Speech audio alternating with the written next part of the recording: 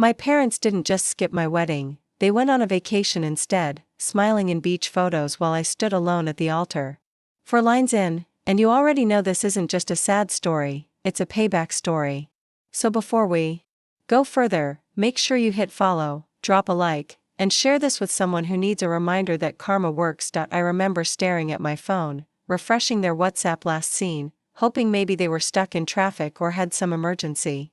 But then, my cousin sent me a picture, my mom in a sundress, holding a cocktail, my dad in sunglasses with his arm around her, the ocean behind them. No text, no call, nothing. Just silence. That silence burned more than anything.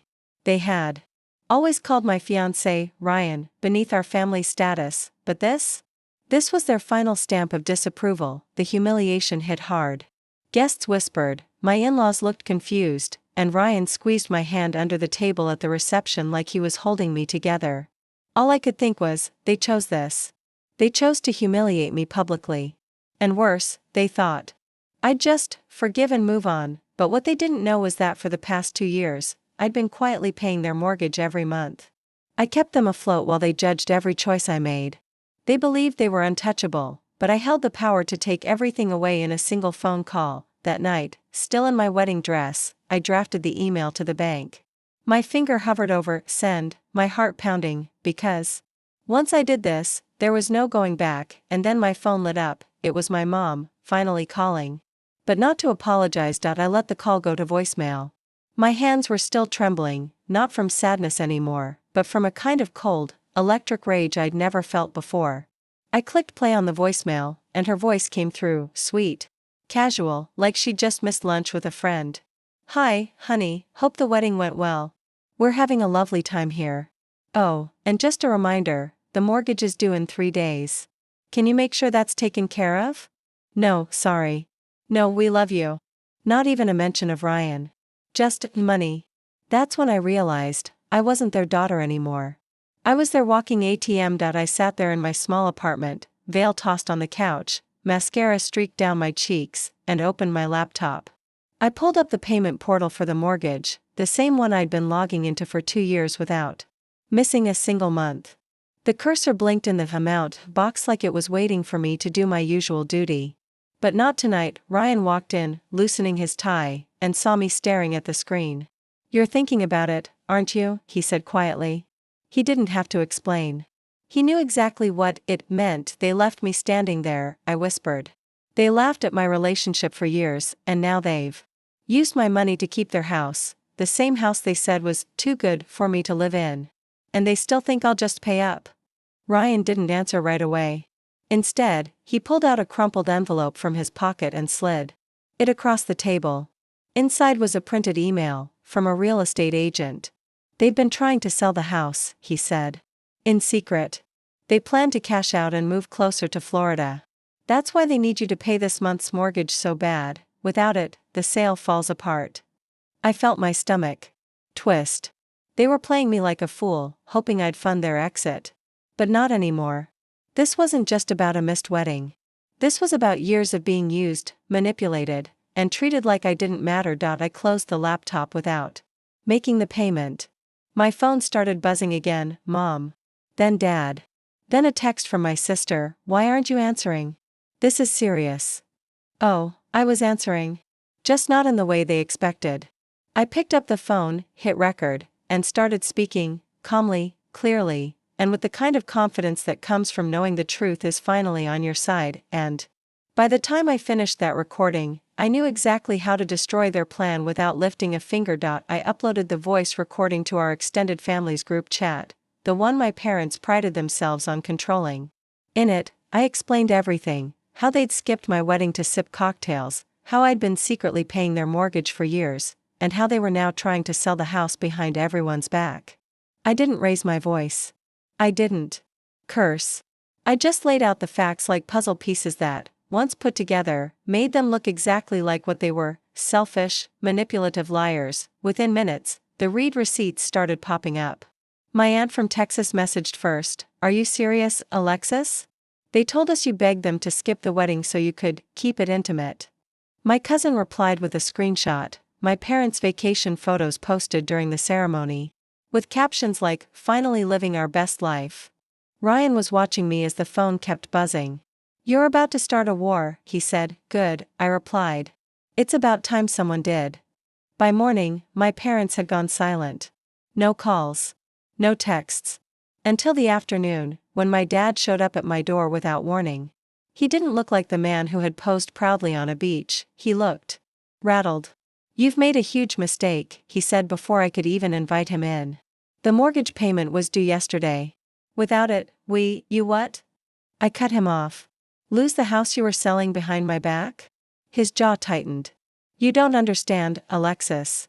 That house is our security. You can't just." "I can," I said, my voice steady. "Because it's my money that's kept it standing this long. And I'm done funding a family who doesn't think I'm worth showing up for." That's when I saw it, the flicker of panic in his eyes. He wasn't here for an apology.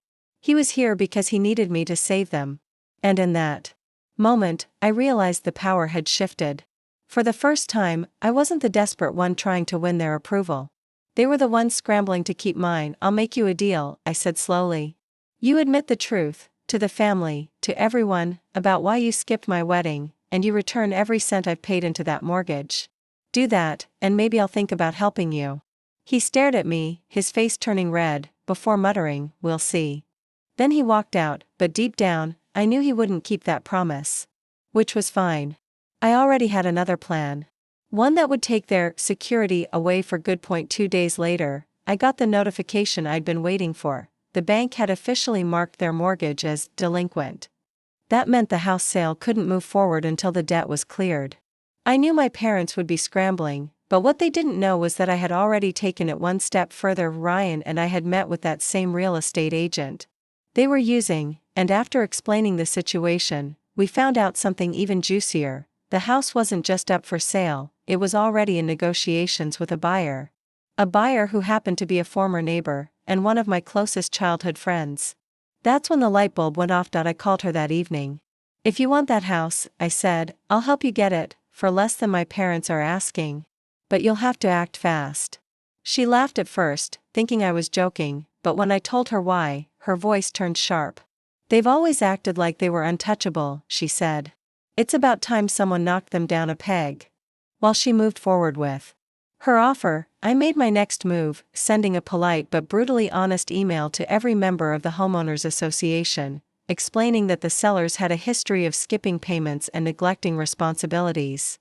I didn't embellish. I didn't need to.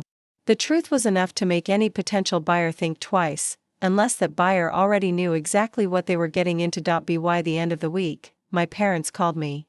Not texted, called. The first words out of my mom's mouth were, "You've ruined us." She was crying, her voice cracking, but it didn't sound like regret. It sounded like anger that I'd finally taken away their control. "You ruined me first," I replied calmly. "When you chose a vacation over your own daughter's wedding. When you used my money without a second thought. When you lied to everyone about who I am." There was a long pause on the line. Then my dad's voice came in, cold and sharp. "If you think we'll forgive you for this, you're wrong." I almost laughed. "I'm not asking for your forgiveness," I said. "I'm taking back my life." And I hung up. That night, Ryan and I got a message from my friend. Her offer had been accepted. The same house my parents thought they could sell for their Florida dream was now going to someone who actually respected me. And the best part? My parents had to vacate in 30 days. But I wasn't done. There was still one last thing I needed to do, and it would ensure that, for the rest of their lives, they'd remember the day they chose to skip my wedding. The move-out day came faster than they expected. I stood across the street with Ryan, watching the movers carry box after box out of the house I had once called home. My parents avoided looking at me, their faces set like stone, but I could see the tension in their movements. This wasn't just about losing a property, it was about losing the image they'd spent decades building. I didn't say a word until the very last box was loaded. Then, I crossed the street, heels clicking against the pavement, and stopped. Just a few feet away. "You know," I began, my voice calm but cutting, "I used to think family meant unconditional love. Turns out, in this family, it meant unconditional payment." My mom's lips tightened. "You're enjoying this, aren't you?" she snapped. "I'm enjoying the truth finally catching up to you," I said. You skipped my wedding for a vacation. You used my money to keep this house. And you lied to everyone about it. Today, you can't lie anymore, everyone knows exactly who you are. My dad stepped forward, his voice low. We'll start over. We always do. I shook my head slowly. Not this time. This time, you don't get to rebuild on my back. I reached into my bag and pulled out a small, sealed envelope. Inside is a complete record of every payment I made on this mortgage. Copies have already been sent to the rest of the family. So when they ask how you lost everything, you won't be able to rewrite the story. I handed it to him, and for the first time, he looked small. They didn't thank me. They didn't apologize. They just turned and walked to their car, leaving the driveway they once bragged about, the lawn they once said was too perfect for children to play on, and the neighborhood they thought made them better than everyone else. As they drove away, my friend pulled up with her moving truck, beaming. Ready to see your old room? She teased. I laughed, a real laugh this time, and followed her inside. The house felt different now. Warmer. Lighter. It was no longer a monument to their pride, but a reminder of the day I took my power back. I stood in the middle of the living room, remembering every time I'd been told I wasn't enough, every time I'd been expected to sacrifice without thanks, and for the first time in years, I felt free. Not because I'd taken something from them, but because I'd finally stopped letting them take from me. They skipped my wedding, thinking I'd always be there when they came back. But they were wrong. This time, I was the one walking away, and I wasn't looking back.